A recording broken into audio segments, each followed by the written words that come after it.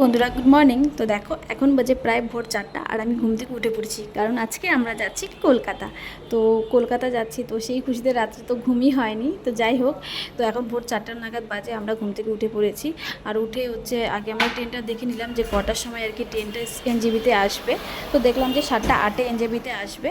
তো সেটা দেখে আমরা হচ্ছে অ্যাকচুয়ালি আমাদের আজকে বারবার তো পুরো নিরামিষ, তো আমরা বাইরের কিছু খাবো না বলে আমরা সমস্ত খাবার প্যাক করে বানিয়ে নিয়ে যাব। তো আমি সকালের টিফিনটা বানিয়ে নিচ্ছি, লুচি আর ছোলার ডাল, আর যে ভাত ডাল ওগুলো আমার বড় যা আর মেঝো যা বানিয়ে নেবে। তো এখানে আমি ডালটা বসিয়ে দিয়েছিলাম রাত্রে, আর কি ডালটা ভিজে রেখেছিলাম, তো সেটা এখন ফটাফট সিটি মেরে নেব।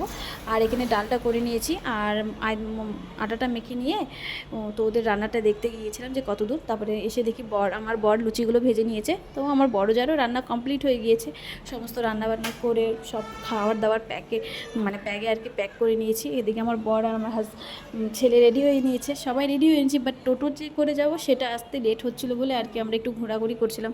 আর ট্রেন ছিল 7:08। তো যাই হোক, আমরা টোটোর অপেক্ষায় করছিলাম। তো টোটোতে বসছিলাম, বসে আবার হচ্ছে আমাদের যে দোকান আছে তো সেখানে দেখা করে তারপরে আমরা ট্রেনে উঠবো আর কি। তো সেখানে আমি আর ছেলে হাঁটতে হাঁটতে হাঁটতে গিয়েছিলাম, তারপর ফাইনালি টোটো করে উঠেছি। উঠে আমরা এখন যাচ্ছি এনজেপি স্টেশন। তো এনজেপি স্টেশনে পৌঁছে গিয়েছি, আর প্রায় ট্রেন চলে এসেছিলো। তো আমরা তাড়াহুড়ো করে যাচ্ছিলাম। তো ছেলেকে আমি নিয়েছিলাম আর ওর পাপা ট্রলি ধরেছিল। তো ওই যে ট্রেনও চলে এসেছে আমাদের। তো চলো।